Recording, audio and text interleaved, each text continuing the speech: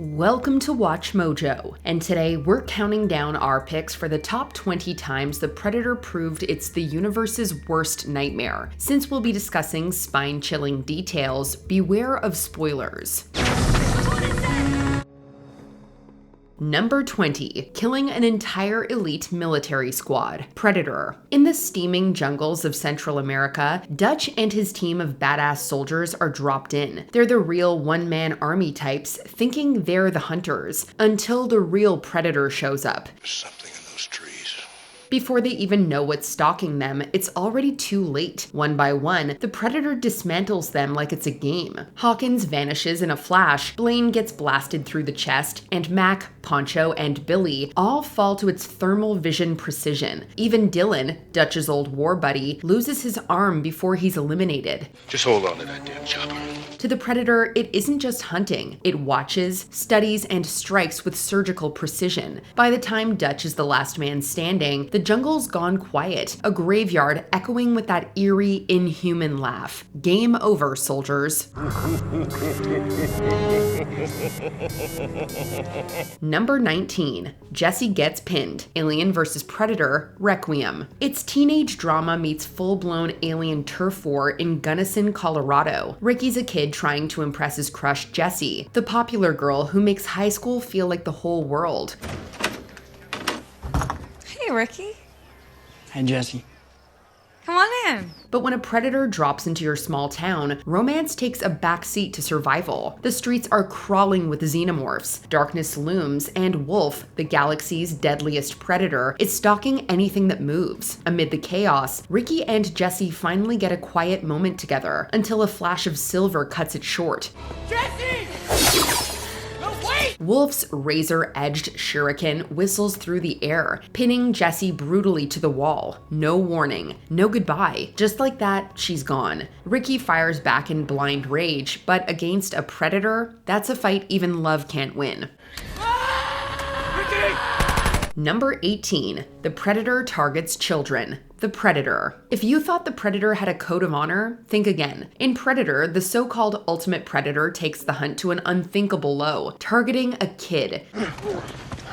You okay? Huh? Rory McKenna isn't your average child. He's a quiet genius on the autism spectrum. But when he accidentally unlocks the alien tech his father mailed home, it puts a target on his back. The hybrid predator's interest in Rory isn't out of mercy, it's ambition. This creature isn't hunting warriors anymore. It's collecting DNA, upgrading itself with the strongest traits of every species it meets. So it snatches Rory, believing his mind holds the key to the next stage of evolution. They said he wanted me! No, he said he wanted McKenna. The next step in the evolutionary chain. For the Predators, there are no rules, no limits, just trophies to claim. Number 17. Killing defenseless scientists. Alien vs. Predator and the Predator. AVP hurls us into the frozen wastelands of Antarctica, where discovery turns into a massacre. A team of scientists stumble onto something ancient, thinking they've uncovered history, until three cloaked figures descend from the shadows.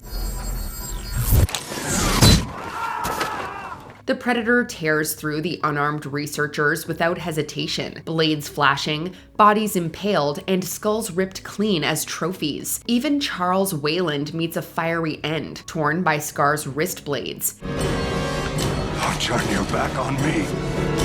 Decades later, the Predator brings the horror full circle. In a sterile lab, the fugitive Predator awakens and turns the high-tech facility into a slaughterhouse. Scientists are crushed, throats slit, glass shattering as blood coats the walls. Biologist Casey Brackett survives only because she's unarmed, proof that when the Predators come to play, science doesn't stand a chance. Number 16. Using cloaking technology against primitive opponents. Prey. Come on, Predator. How about facing someone your own size? In Prey, the intergalactic killer takes the hunt back to 1719, but the odds are anything but fair. Naru, a fierce Comanche warrior, and her tribe are armed with nothing but tomahawks, bows, spears, and grit.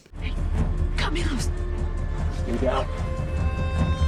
The Predator, it's fortified with centuries of advanced tech, cloaking devices, tracking systems, and laser-sharp blades that slice clean through bone. It slinks through the grass unseen, striking before anyone knows it's there. Trappers, warriors, it doesn't matter.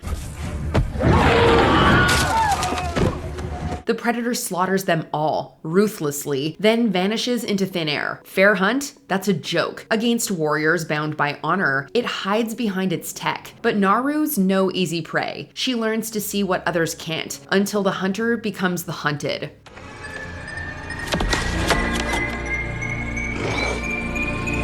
Number 15. Revealing its mask just 'cause. Predator. Near the end of the original 1987 film, Dutch finally earns the right to see the titular alien without its mask. And no, it's not a pretty sight.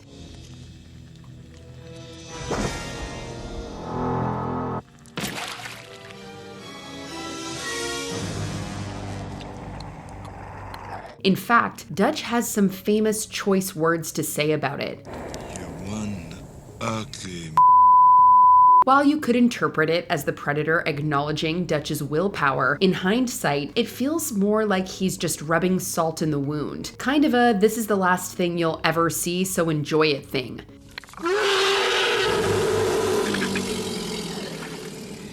Which honestly is just mean. Thankfully, Dutch makes it out by the skin of his teeth, leaving the predator to literally crash out in rage. That's what he gets for being a sore winner. Number 14. Targeting specifically pregnant women. Alien vs. Predator, Requiem. Okay, Predator, where do you even draw the line? In AVPR, the hybrid goes hunting not for warriors, but for life itself. Oh, I think my water just broke. Oh, okay. When the Predalien crashes into a small Colorado town, it brings horror straight to a hospital maternity ward. The creature bursts through the vents into the building filled with pregnant women, nurses, and newborns, bypassing honor entirely.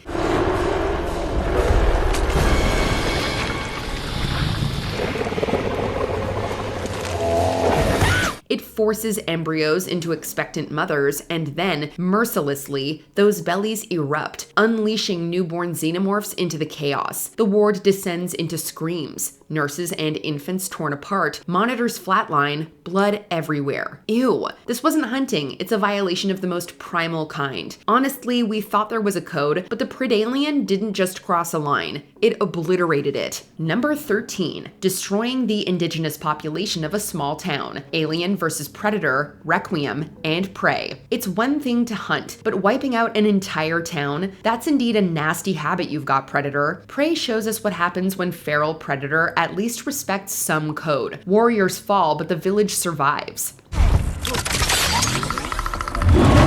But in AVPR, the Predalien's violence is indiscriminate. In a quiet Colorado town, it starts small with a father and son in the woods, then spreads like wildfire. Dad? From a maternity ward turned visceral horror to sewers, diners, and classrooms, the infestation escalates until the entire city's wrecked. Then the cleaner predator arrives, not to save lives, but to erase the evidence, blasting everything with plasma and explosives. Humans, xenomorphs, none spared. The military finally steps in, using a nuke to craterize what's left. Goodbye, Gunnison, Colorado. Number 12. Targeting specifically military personnel. Predator, Predator 2, and the Predator. We know the Predator always had a thing for hunting the toughest fighters, but something about targeting our military feels downright sinister. Back in the jungle of Predator, it stalked an elite commando unit, wiping out the best soldiers America had to offer. The hell could have done this to a man? Then in Predator 2, it crashes into an already chaotic LA, tearing down cops and DEA agents just for the thrill. Where is he? But the Predator, that's where it gets wild. The fugitive Predator slices, blasts, and shreds rangers, Delta forces, and even helpless scientists, bringing absolute havoc to suburbia. This isn't just hunting. Maybe there's a plan. So Predator, tell us, when you take out our last line of defense, what happens to the rest of us? We're definitely toast. Let's take it down! Come on! Number 11. Berserker Predator rips out Stan's spine. Predators. Imagine waking up on an alien game reserve surrounded by killers, mercenaries, and 3 predators far deadly than all of you combined. How do we kill them? However you can. In Predators, the hunters are bent on trophy collection, while the Berserker Predator delivers perhaps one of the nastiest deaths in the franchise. After Roland's betrayal, Royce and the others are trapped as Berserker moves in for the kill. But then comes Stans, the loudmouth no one expected to care, charging in and trying to choke it from behind. In that brutal instant, the Predator grabs him, digs its claws into his back, and rips out his skull and spinal column while he's still alive. Bloody, ritualistic, the Berserker holds its trophy high. This one sends shivers down our spines. No offense, Stans. Come on. Number 10. Beheaded King Willie, Predator 2. In 1990s Los Angeles, Colombian and Jamaican gangs stir up an ugly turf war amidst a sweltering heat wave. The spirit world, man. You see, it's always the same. Drawn by heat and conflict, the watchful Predator deems these gangs as worthy prey. One night, he casually drops in on King Willie and cuts off his head.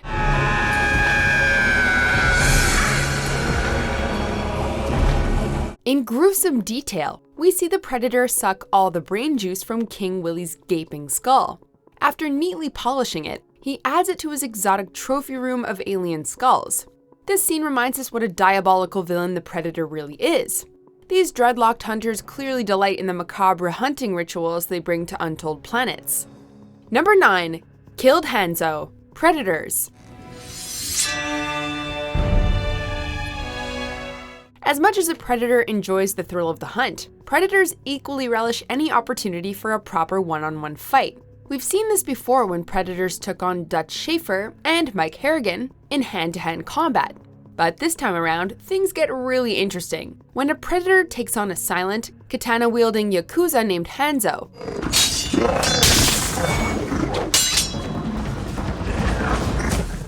In a quiet field of long grass, the two adversaries confront each other like ancient warriors. They clash blades in a series of swift attacks that leaves both of them dripping with blood. In the end, they both fall, but hey, at least they both died with honor.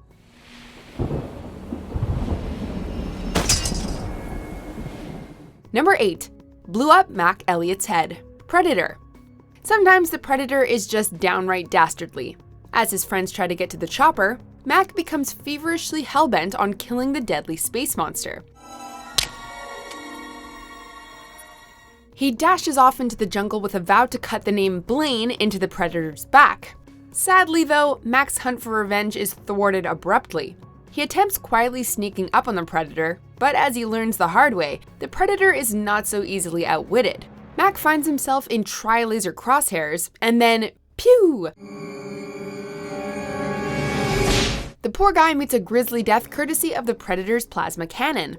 Mac was a great character who deserves a toast whenever Long Tall Sally plays on the radio. Mac! Mac! Get Ramirez on his feet, get to the chopper. Number 7. Used Cuchillo as bait, Predators. Help me. When a ragtag collection of villainous humans are brought to a game preserve planet, there's no bottom to the Predator's barrel of devious hunting tactics. One of its more dastardly deeds here is using a wounded man as bait to lure others into a trap. The humans almost fall for it, but hesitate when Mombasa points out that he would use the same trick. I know because I have done this. Cuchillo seemingly pleads for help, but the humans decide to leave him behind. This turns out to be a smart move, because Cuchillo is revealed to be already dead. Help me! Help me! It's a trap. It's a trap. It's a trap. What a dirty trick. Number 6. Disarmed Dylan, Predator. Aw man, come on Predator, why'd you have to kill Apollo Creed? In this unforgettable scene, Dylan scans the jungle canopy and spots a pair of fiendish, glowing eyes. The Predator strikes, shooting Dylan's arm off. Be it in the boxing ring or the jungle, however, Carl Weathers isn't going down without a fight. As his bloody severed arm keeps firing away, Dylan prepares himself. The stealthy Predator closes in for the kill, viciously striking his razor-sharp wrist blades into Dylan's gut. If you've always wanted to avenge Dylan, you can use Carl Weathers' DLC skin for Jax in Mortal Kombat X against the Predator and get even. Getting on my nerves. Number 5. De-spined Billy, Predator. Somehow Billy knew there was something unearthly about his mysterious enemy. Perhaps for spiritual reasons, he decided to throw away his gun and challenge the Predator as his Native American ancestors might have done. We'll never know for sure how that epic confrontation went down, but Billy must have put up a pretty good fight, because the Predator regarded him as worthy of a trophy. In one of the grossest scenes ever, the Predator rips the spinal cord and skull from Billy's corpse. Yuck. Number 4. Subway Car Massacre, Predator 2. A gang of LA punks causes trouble in a subway car, rousing several vigilante passengers to whip out their guns. Unfortunately for them, they don't realize the Predator is in town, for whom armed conflicts are like a written invitation.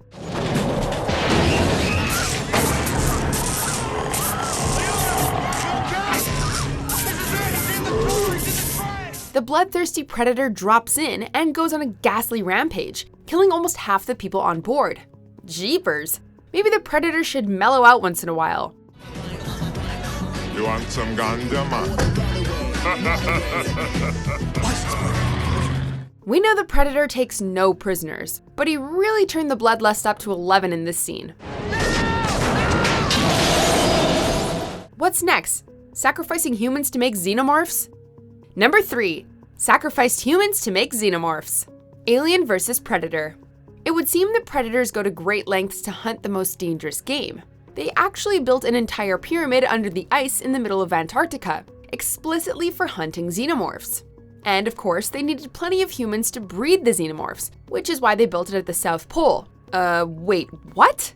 Okay, so regardless of this movie making little sense, the concept of predators sacrificing humans for ritualistic combat is actually pretty cool. Once every 100 years, young predators would fight xenomorphs to prove themselves as worthy hunters. The humans who worshipped the predators would gather in a sacrificial chamber to get impregnated by alien facehuggers. Ugh. But if the hunters lost, they made sure nothing survived. Number 2. Self-destructed and took out everything around him. Predator, Predator 2, and Alien vs. Predator. It's a bomb. Well, I hope it kills every one of them.